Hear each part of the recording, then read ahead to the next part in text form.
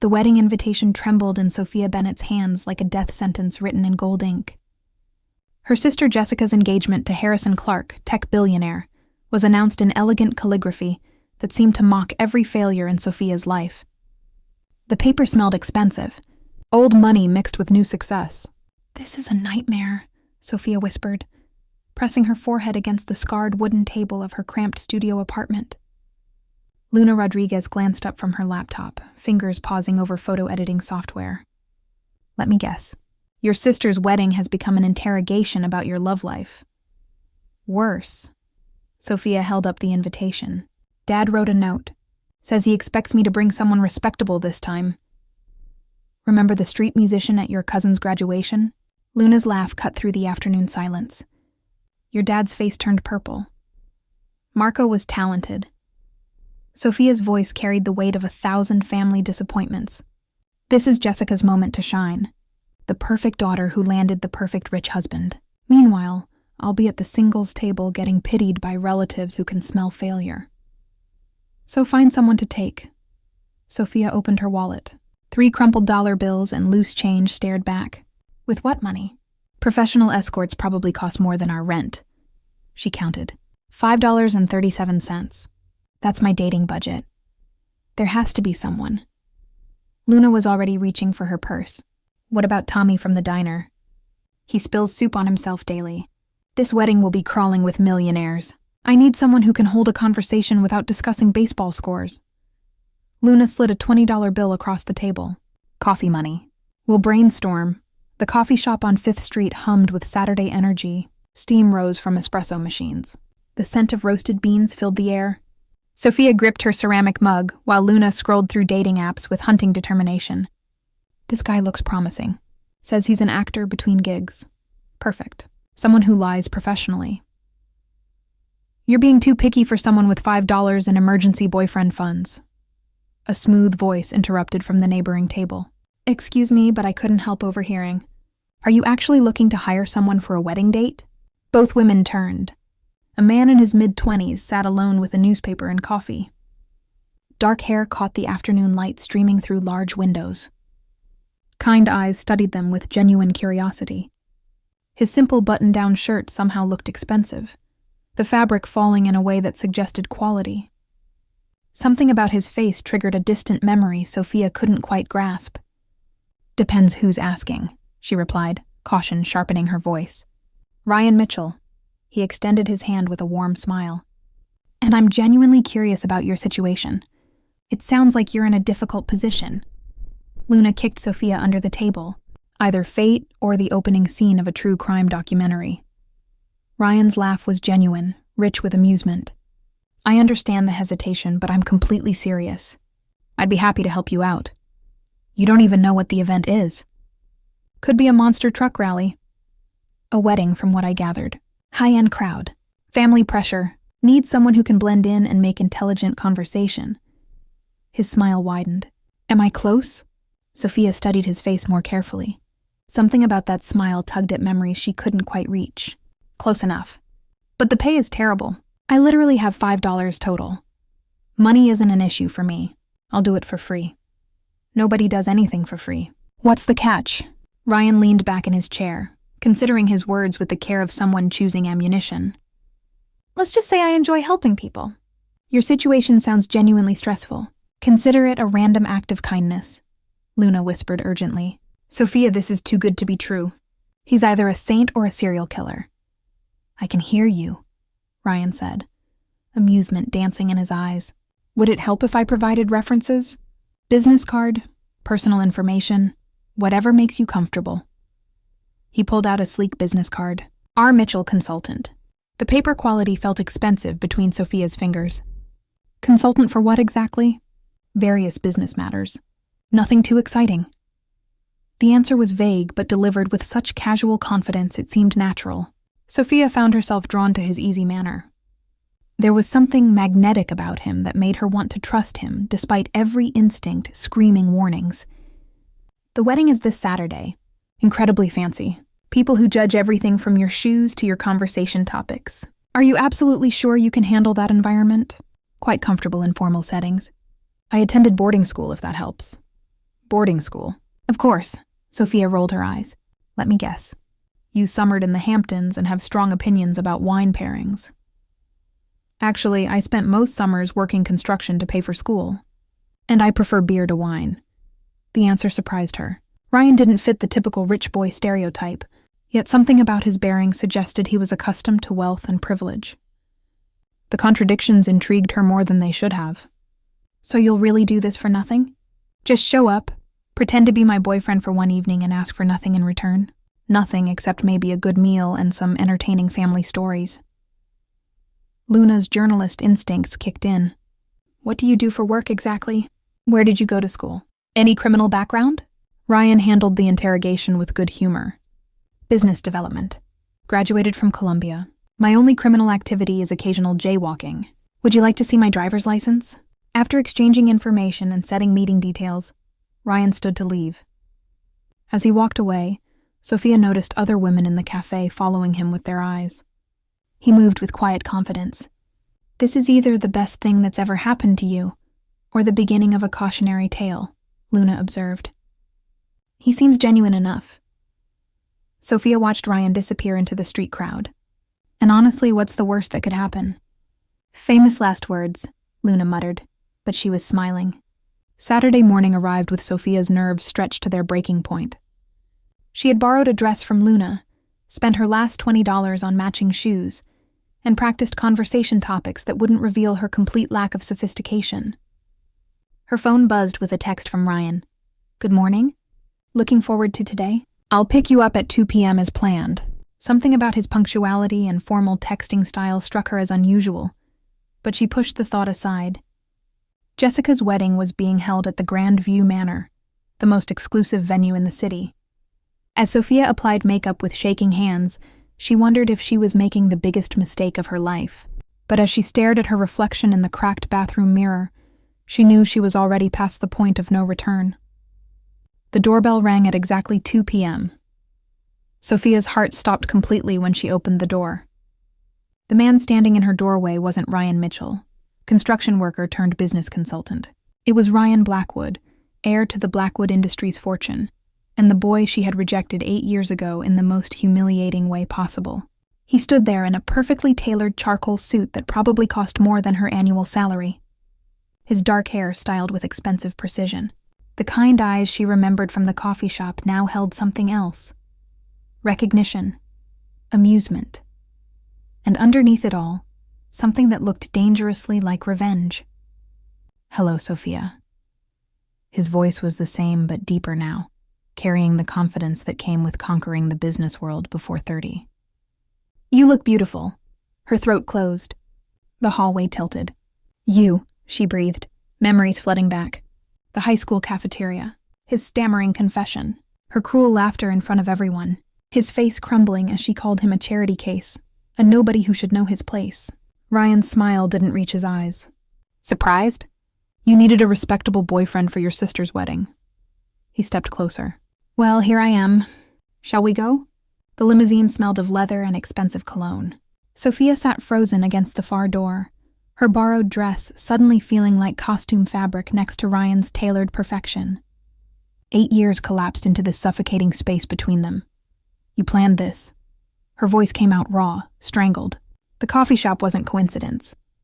Ryan didn't look at her. He adjusted his cufflinks with steady hands. No, it wasn't. How did you even find me? I've always known where you were, Sophia. His tone was conversational, light, as if discussing the weather. Luna Rodriguez, photography business, struggling but passionate. You work 3 jobs, waitressing at Marco's, retail at Brighton's, weekend catering. You take the number 7 bus. You drink black coffee because you can't afford cream. Ice flooded her veins. You've been watching me. Keeping informed. He finally turned and his eyes were glacial. There's a difference. This is insane. I'm not going in there with you. Yes, you are. Ryan's smile was sharp as broken glass. Because your father is waiting. Your sister is expecting you. And you need me, Sophia. Just like I needed you 8 years ago when I stood in that cafeteria with flowers and hope, and you destroyed me in front of everyone. The memory hit like a physical blow. His face, so young then, crumbling as she laughed. The way his hands shook when he dropped the flowers, how her friends joined in, their mockery echoing off cafeteria walls. I was 17 and stupid. You were cruel. He leaned forward, close enough she could see gold flecks in his dark eyes. You called me a charity case. Said I should know my place, that someone like me would never be good enough for someone like you. His voice dropped to a whisper. Remember? Sophia's hands twisted in her lap. I'm sorry. Sorry. Ryan laughed, but there was no humor in it. Do you know what happened after that day? I transferred schools, spent the next year working myself sick to prove I was worth something. Built my first company at 19. Sold it at 23 for 8 figures. And every single step, Sophia, I thought about you. So this is revenge. Her throat burned. You're going to humiliate me in front of my family. No. His expression shifted, something unreadable flickering across his features. I'm going to be the perfect boyfriend. Charming, successful, exactly what your father wants. I'm going to make you look good.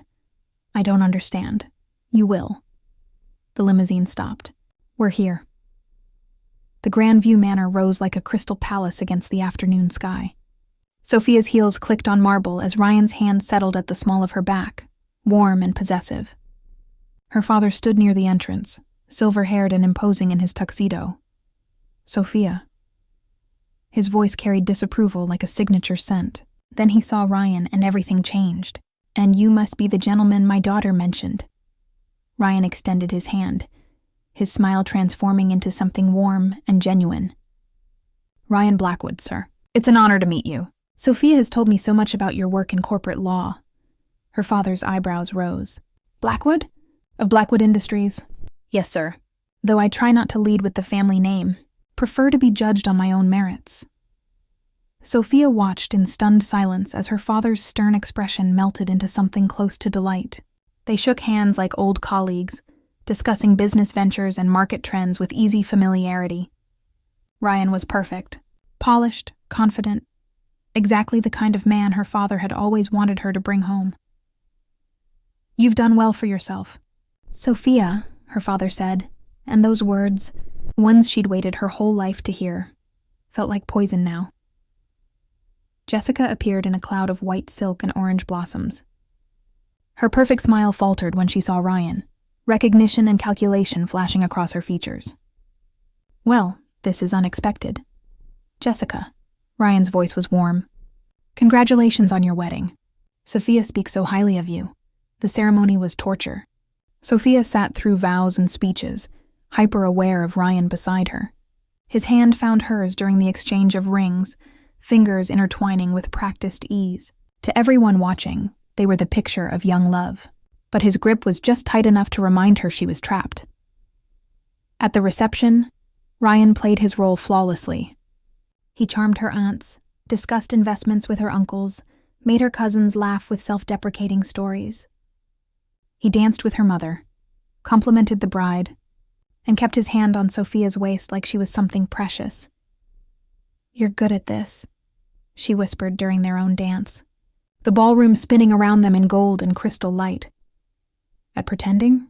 His breath was warm against her ear. I've had 8 years to imagine this moment. What do you want from me? I want you to feel what I felt. His hand tightened on her waist. The helplessness, the humiliation, knowing everyone is watching and judging and you can't escape. Tears burned her eyes. I was wrong. What I did was horrible. I've thought about it, regretted it, wanted to apologize for years. But you didn't. They turned slowly, perfectly in sync. You moved on with your life while I rebuilt myself from nothing. So punish me then. Tell everyone the truth. Humiliate me like I humiliated you. Ryan pulled back slightly, studying her face. Something flickered in his expression, a crack in his armor. That's the problem, Sophia. I thought I wanted that. But now, seeing you here, watching you try so hard to please people who don't appreciate you, working yourself to exhaustion for scraps of approval. He paused. Maybe we both deserve better than what we got. The music swelled. Her father was watching them, smiling with rare approval. Jessica stood with her new husband, her expression unreadable. Everyone saw the perfect couple, the waitress who landed the billionaire. What happens after tonight? Sophia asked. I don't know. For the first time, Ryan sounded uncertain. I planned for revenge. I didn't plan for this. For what? For remembering why I liked you in the first place. His voice was barely audible over the music.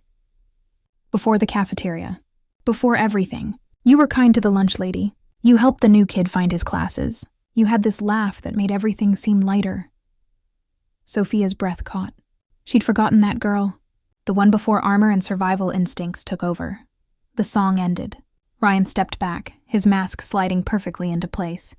Your father is approaching. Smile. She did. But her hands were shaking. Later, as Ryan drove her home in silence, his phone buzzed. He glanced at it, and his entire body went rigid. The car swerved slightly before he corrected. What is it? Sophia asked. Ryan's face had gone pale, his knuckles white on the steering wheel. Your sister's husband. Harrison Clark. What about him? He's not just a tech mogul. Ryan's voice was hollow. He's my business partner. And my half-brother. The one who's been trying to destroy my company for the past 6 months.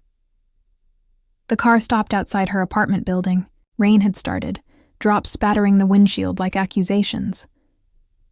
Jessica doesn't know, Sophia whispered, pieces clicking into horrible place. She has no idea.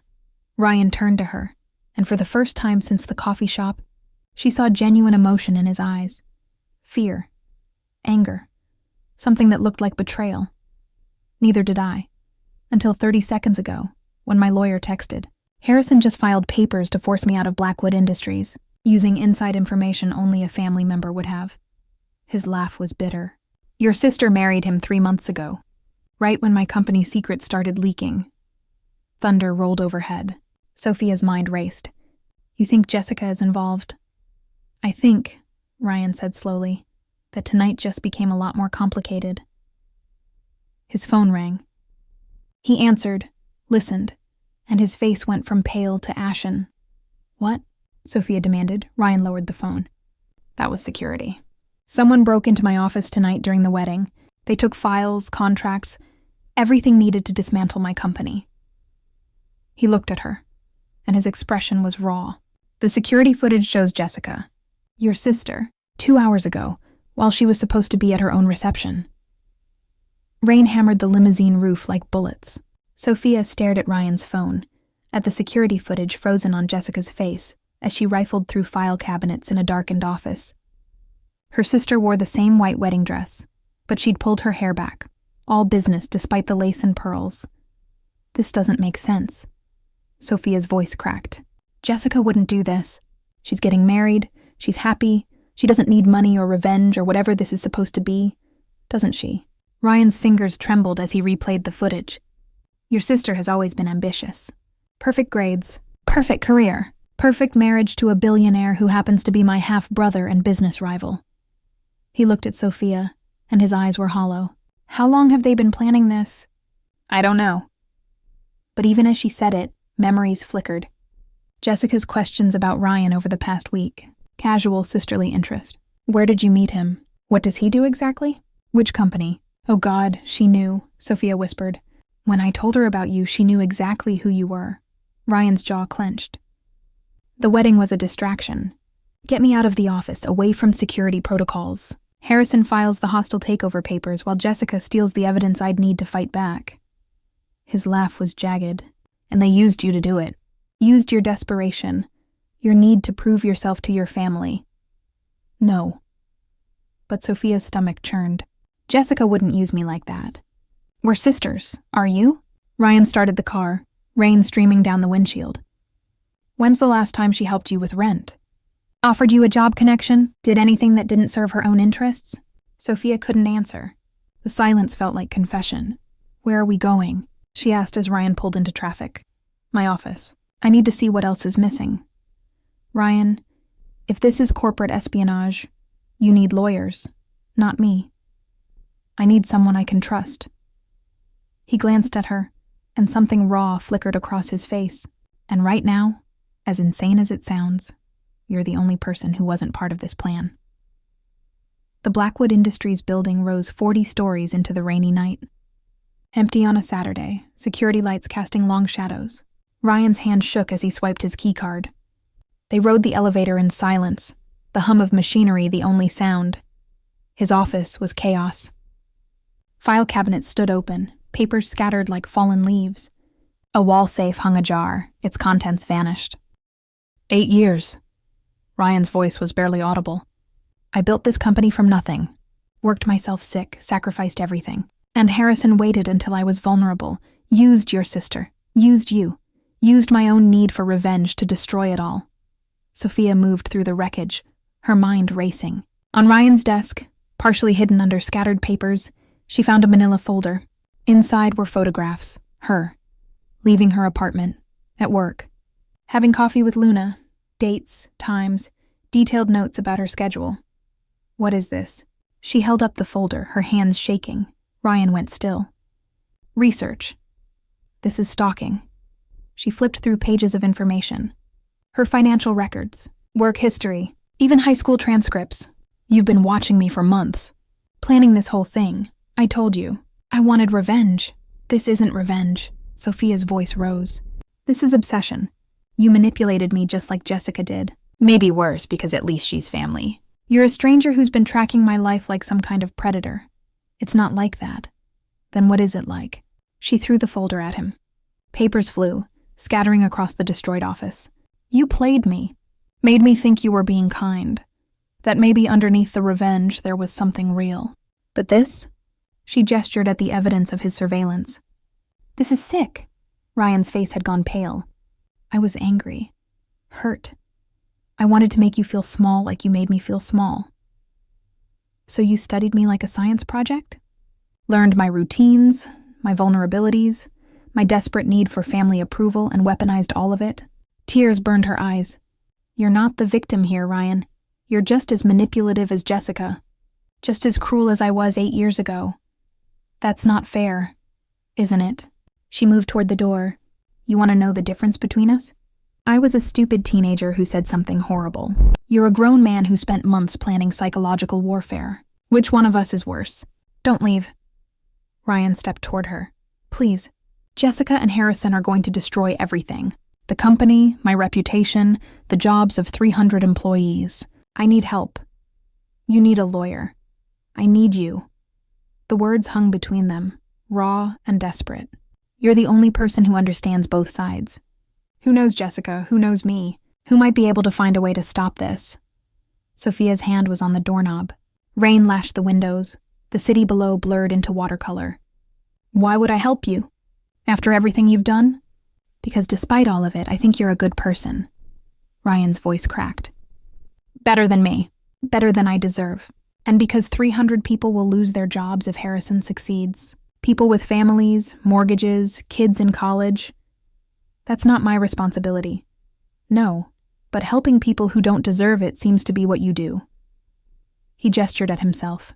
You helped me 8 years ago, even if you don't remember. Before the cafeteria. I was new, lost, didn't fit in. You sat with me at lunch when no one else would. Made me feel human. Sophia's grip loosened on the doorknob. She did remember. A quiet boy with kind eyes and worn clothes. Before popularity and peer pressure twisted her into someone cruel. That doesn't excuse stalking me. No, it doesn't. Ryan moved closer. Nothing excuses what I did, or what you did 8 years ago. We're both guilty, Sophia, both broken. But maybe we can be broken together long enough to fix this. Her phone buzzed. A text from Jessica. Hope you enjoyed the wedding. Ryan seems lovely. Such a coincidence you found someone so successful. Almost too good to be true, right? See you at Dad's tomorrow for brunch. Don't be late. The casual cruelty of it, the hidden mockery, made Sophia's stomach turn. Jessica had known. Watched Sophia parade her fake boyfriend, knowing it was all part of a larger game, using her own sister as bait. She thinks she's won, Sophia said quietly. She has. Unless we can prove what they did, recover those files somehow. The wedding reception. Sophia's mind raced. It's still going. After party at the Grandview Manor until midnight. Jessica and Harrison will be there, playing the happy couple. So their guard is down. They think you're devastated, hiding somewhere. They don't know I know about any of this. She turned to Ryan, decision crystallizing. Jessica's always been vain. She takes pictures of everything important. Every achievement, every victory. If she stole those files, she documented it somehow. For proof, for insurance, for bragging rights later. Ryan's eyes widened. Her phone, her room at the hotel. They're staying the night before flying to Bali tomorrow. Sophia pulled out her own phone. I'm still in the family group chat. I have the room number from earlier today when Dad was coordinating. You want to break into your sister's hotel room. I want to stop her from destroying 300 lives because she's playing power games with her new husband. Sophia's voice was steel. And maybe I want her to feel what it's like to have someone you trust betray you. Ryan studied her face, something shifting in his expression. Respect maybe, or recognition. This is dangerous. If we get caught, it's breaking and entering. Corporate espionage. Prison time. Then we don't get caught. She headed for the door. Are you coming or not? He followed. In the elevator, as they descended through floors of darkened offices, Ryan spoke quietly. Why are you doing this? Really? Sophia watched their reflections in the polished metal doors. Bedraggled, soaked from rain, both wearing expressions too hard for their ages. Because you were right, she said. I am a good person. Or I'm trying to be. And that means not letting my sister ruin innocent lives just because she can. She glanced at him. Plus, someone once told me that being better than you deserve is kind of my thing. The corner of Ryan's mouth lifted. Almost a smile. I'm sorry. For all of it. The surveillance, the manipulation, the revenge plan. I'm sorry, too. For the cafeteria. For not being brave enough to find you and apologize years ago. The elevator reached the ground floor. They stepped into the lobby. Rain-soaked night waiting beyond glass doors. If we do this, Ryan said, we do it together. No more secrets, no more games. Partners. Sophia extended her hand. Partners. They shook, and for a moment the years fell away. Two damaged people, choosing to trust each other despite every reason not to. Ryan's phone buzzed again. He read the message and his face went gray. What now? Harrison just released a statement to the press. Claims I've been embezzling from Blackwood Industries. Doctored evidence, fake transactions. He's not just taking the company. Ryan's voice was hollow. He's destroying my reputation. By Monday morning, I'll be arrested. Sophia gripped his arm. Then we have until Monday morning. They ran into the rain together, two broken souls racing against time, bound by desperation, and something that might have been the start of forgiveness. The Grand Imperial Hotel rose like a monument to excess. Crystal chandeliers threw prismatic light across marble floors, while wedding guests stumbled through the lobby in various states of champagne-fueled celebration. Sophia's borrowed dress clung to her rain-soaked skin as she and Ryan slipped past security toward the elevators. Penthouse suite, she whispered. Jessica always goes big. Ryan's hand found hers as they rode up, his palm damp with nervous sweat. If anyone asks, we're guests retrieving a forgotten gift, lying to security guards. We've come so far, the joke fell flat.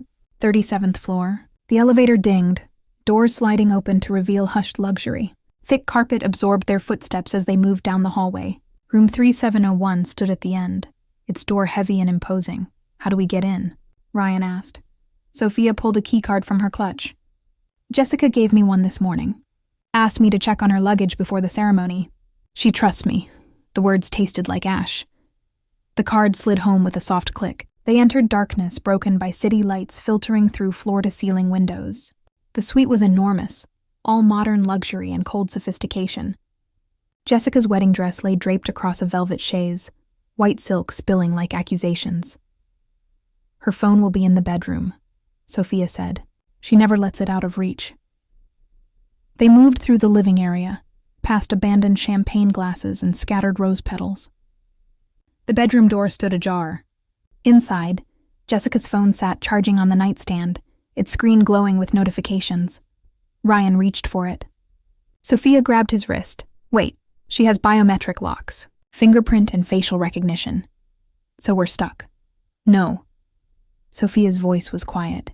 I know her passwords. She cycles through the same 3. Important dates. Mom's birthday. Her college graduation. The day Dad made partner.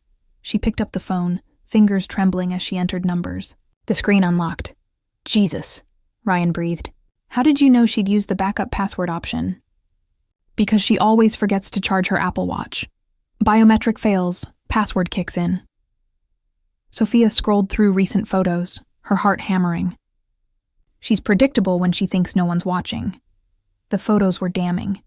Jessica in Ryan's office, photographing documents. Text chains with Harrison discussing strategy, timing, payoffs. Even a selfie in her wedding dress, holding a flash drive captioned, "Mission accomplished."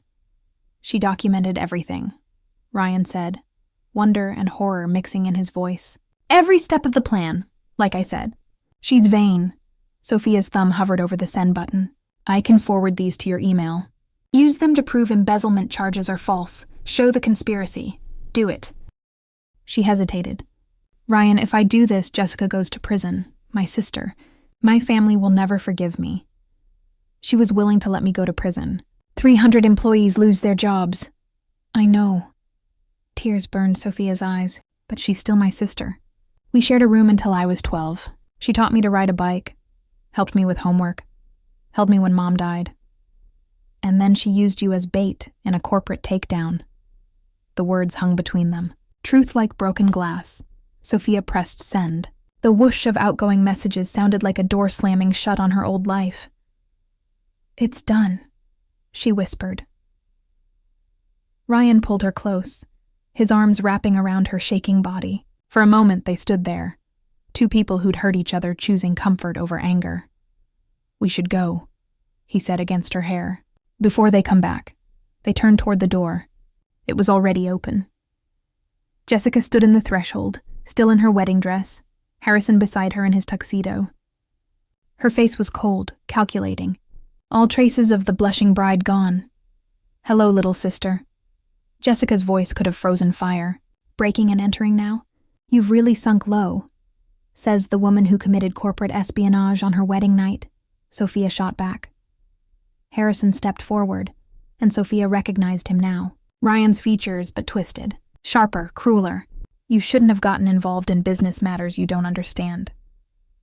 I understand you're destroying a company out of spite. Sophia moved in front of Ryan, protective instinct overriding fear. And you used me to do it. Used you? Jessica laughed, brittle and bright. Sophia, you've been useful your entire life without knowing it. The disappointing daughter who makes me look better. The struggling waitress who highlights my success. Did you really think I was upset when you said you'd found a boyfriend? I was thrilled. It made the whole plan easier. The words cut deeper than any knife. Sophia had known Jessica was selfish, but this calculated cruelty was something else entirely. The photos, Ryan said quietly. We already sent them. Police have evidence of what you did. Harrison's smile didn't waver. No, you don't. This hotel has cell signal dampeners in the penthouse suites. Privacy for important guests. Any messages sent from this room go nowhere. He pulled out his own phone. But thank you for collecting the evidence in one place. Makes it easier to delete. Ice flooded Sophia's veins. She checked her phone. No signal. The messages showed as sent, but were stuck in digital limbo. You planned for this too, she said. I planned for everything. Jessica moved closer, her white dress whispering against carpet. Did you really think you could outsmart me? Poor, desperate Sophia playing hero with her billionaire boyfriend. She looked at Ryan. How does it feel, knowing she only helped you out of guilt? That she still sees you as the pathetic charity case from high school? That's not true, Sophia said. But doubt flickered across Ryan's face. Isn't it? You think 8 years erases what you did to him? What you said? Jessica's voice was poison honey. He'll never forget. Never truly forgive. You're just a means to an end for each other. Harrison checked his watch. We need to move. Flight to Bali leaves in 4 hours. Once we're international, it's over. What about them? Jessica gestured at Sophia and Ryan. Hotel security will handle it. Breaking and entering attempted theft. They'll be in custody for hours. By the time anyone sorts it out, we'll be gone and Ryan's company will be mine. You can't just leave, Sophia said. Dad will ask questions. People will notice. Dad will be told you had a breakdown. Jealousy over my marriage, criminal behavior, associating with a soon-to-be convicted embezzler. Jessica's smile was serene. He'll believe it. He's been waiting for you to fail your whole life. The truth of it hit like a physical blow. Their father had always preferred Jessica. Golden child versus disappointment. Ryan's hand found Sophia's. "We won't let you destroy innocent lives. You don't have a choice." Harrison pulled out his phone. "Security? Yes, we have intruders in penthouse suite 3701. Send officers immediately." Sophia's mind raced. The messages wouldn't send from here. They needed to get out, get beyond the signal dampeners. But security was coming. "Minutes, maybe seconds, Ryan," she whispered. "The window." He followed her gaze. Floor-to-ceiling glass overlooking the city. They were 37 floors up. "There's a maintenance ledge," she continued, memory clicking into place. "Luna did a photo shoot here once. Showed me pictures. It runs the perimeter of the building. If we can get outside, around the corner to the emergency stairs." "That's insane. It's our only chance." She met his eyes. "Trust me." Footsteps in the hallway. Security approaching. Ryan grabbed a desk chair, swinging it hard against the window. Glass exploded outward in a glittering cascade. Cold wind rushed in, carrying rain and the distant sound of traffic far below. "Stop them!" Jessica screamed. Sophia climbed through first, her heels finding purchase on rain-slick concrete. The ledge was barely 18 inches wide. Wind tore at her dress, city lights spinning below. "Don't look down. Don't think. Just move." Ryan followed, his hand gripping hers. They edged along the building's exterior, glass and steel stretching into darkness above and below. Rain made everything treacherous. One wrong step meant a 37-story fall.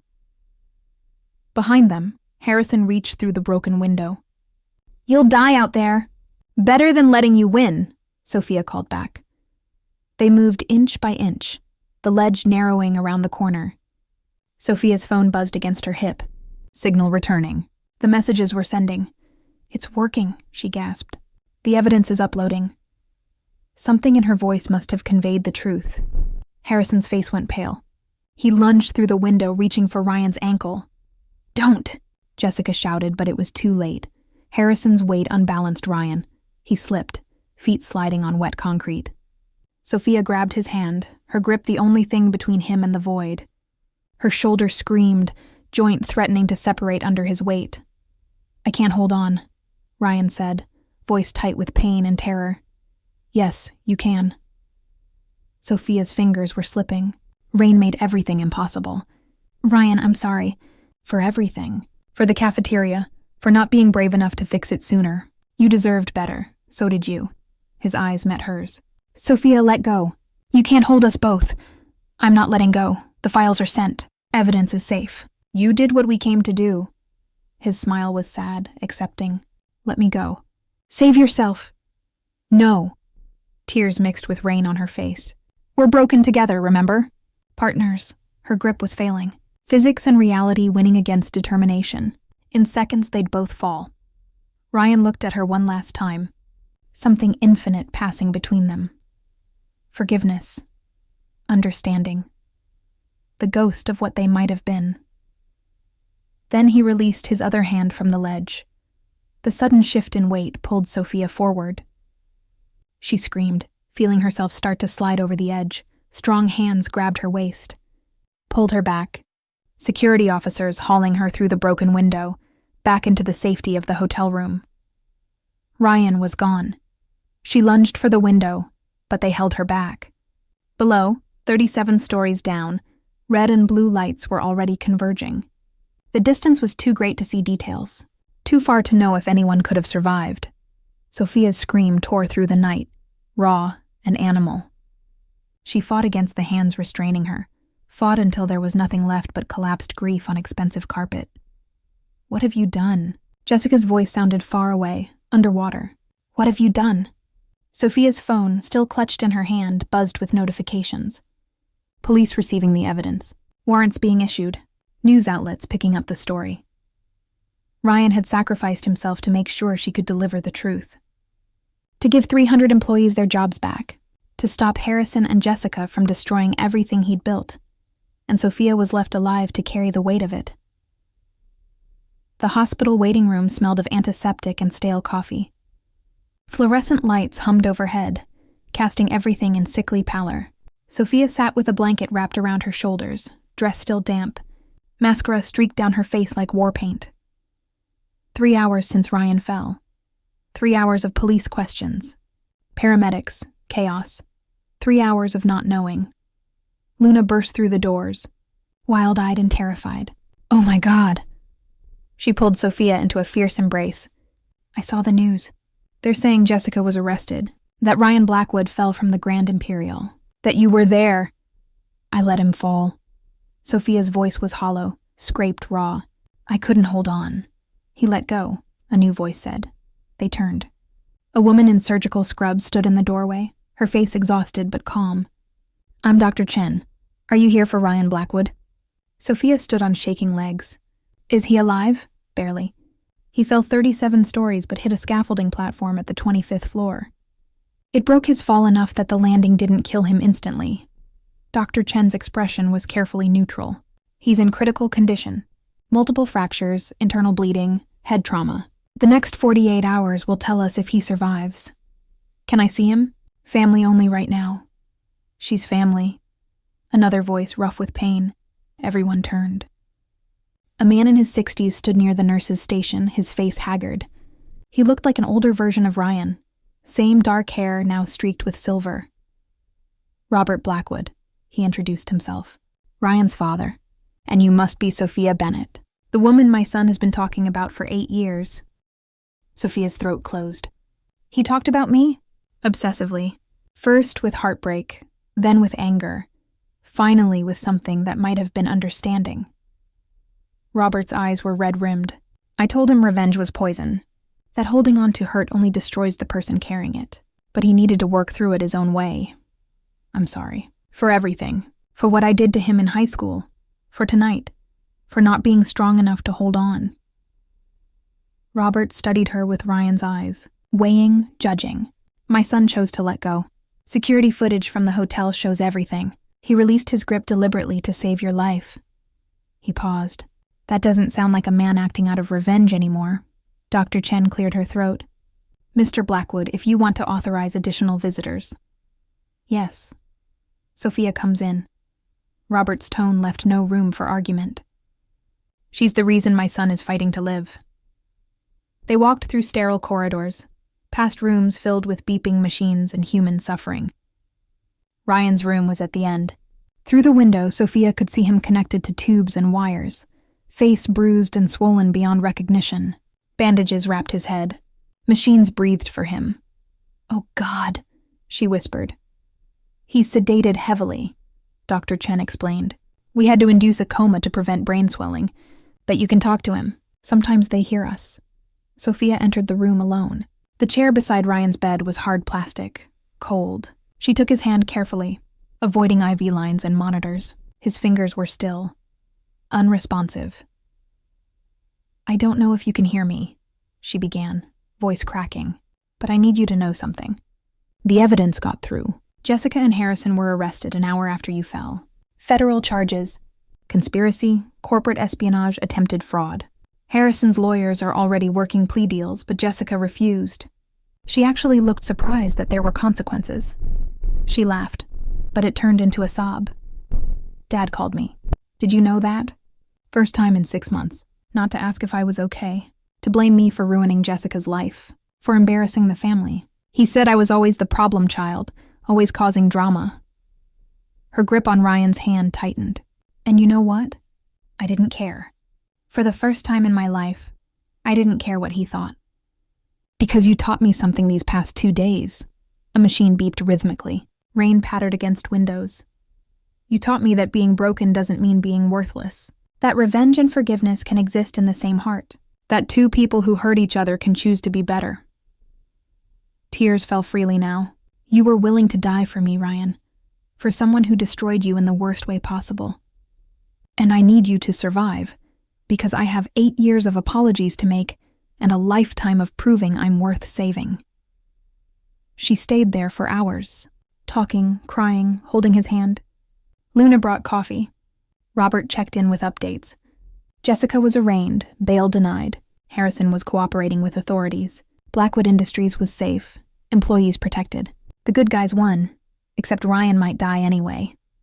2 days passed in hospital purgatory. Sophia barely left his room.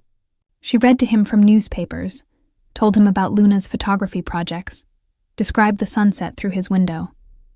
Small, meaningless things that felt desperately important. On the third night, his fingers twitched. Sophia called for nurses immediately. Dr. Chen arrived with a team, checking vitals and monitors. It's a good sign. He's fighting. Another day of waiting. Another night of vigil. Then, just after dawn on the fourth day, Ryan's eyes opened. He stared at the ceiling, confused and disoriented. Sophia leaned over him, heart hammering. "Ryan? Can you hear me?" His gaze found hers. Focused slowly. His lips moved, but no sound came out. "Don't try to talk. You have a breathing tube. Just squeeze my hand if you understand." He squeezed. Weak but deliberate. Tears streamed down Sophia's face. "You're alive. You survived. Everyone said you couldn't, but you did." Ryan's eyes asked questions his voice couldn't form. "Jessica's in jail. Harrison too. Your company is safe. 300 employees still have jobs." She smoothed hair back from his forehead, careful of bandages. "You won, Ryan. Even falling 37 stories, you still won." Over the following weeks, Ryan's recovery was slow but steady. The breathing tube came out. Bones began to heal. His voice returned, rough but recognizably his. "Why are you still here?" he asked one afternoon, sunlight streaming through windows. "You don't owe me anything." Sophia looked up from her book. "Maybe I'm not here out of obligation." Then why? Because somewhere between revenge and sacrifice, we became something real. She set the book aside. "I'm not saying I forgive everything, or that you forgive me, but maybe we can build something better than what we had, something not based on hurt." Ryan was quiet for a long moment. "I spent 8 years angry at a 17-year-old girl for being cruel. 8 years planning elaborate revenge instead of just living my life." He looked at her. "And it took nearly dying to realize that the person I was really angry at was myself. For caring so much what you thought, for letting one moment define me. I'm not that girl anymore. I know, and I'm not that hurt boy either." His smile was tentative, new. "So who are we now?" "I don't know, but I'd like to find out." 3 months later, Ryan was released from the hospital. His father threw a small celebration at the Blackwood estate. Sophia arrived nervous, wearing a dress Luna had insisted she buy instead of borrow. The house was beautiful but warm, filled with family photos and comfortable furniture. Not the cold mansion she'd expected. Ryan met her at the door, still using a cane but steady. The bruises had faded. His smile was genuine. "You came. I said I would. People break promises. Not anymore." She took his free hand. "Not to you." Inside, Luna was already chatting with Robert Blackwood about photography. A few other friends mingled, celebrating Ryan's recovery and return to work. It was small, intimate. Nothing like Jessica's elaborate wedding. At one point, Ryan pulled Sophia aside to a quiet balcony overlooking gardens. City lights twinkled in the distance. "I need to tell you something," he said. "After the fall, while I was sedated, I kept having this dream. About the cafeteria. That day 8 years ago." Sophia tensed, old shame rising. "But in the dream, when you laughed, I didn't run away. I just asked why. And you said it was because you were scared. That someone kind and genuine terrified you more than being popular." He turned to face her. Was that true? She thought back to that day, to 17-year-old her, armored in cruelty and peer approval. "Yes, you were everything I wanted to be and couldn't admit. Kind when I was mean, authentic when I was fake. I destroyed you because I was destroying myself. I forgive you." The words hung in the air like absolution. "I don't deserve that." "Maybe not, but I'm giving it anyway." Ryan's smile was soft.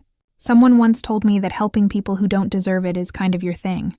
Turns out it's mine too." Sophia laughed through tears. "We're a mess."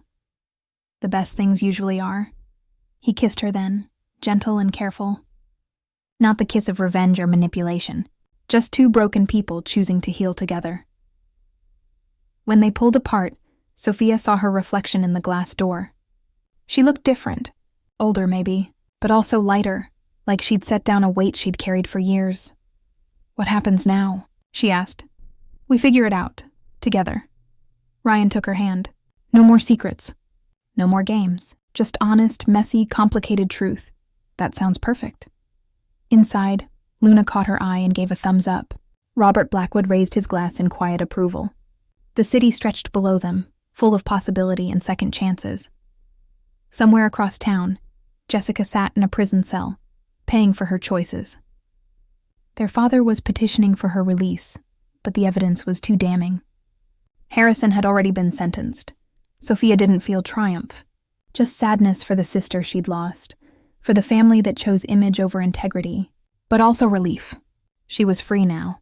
Free from the need to prove herself to people who would never approve. Free to build something real with someone who understood exactly what it cost.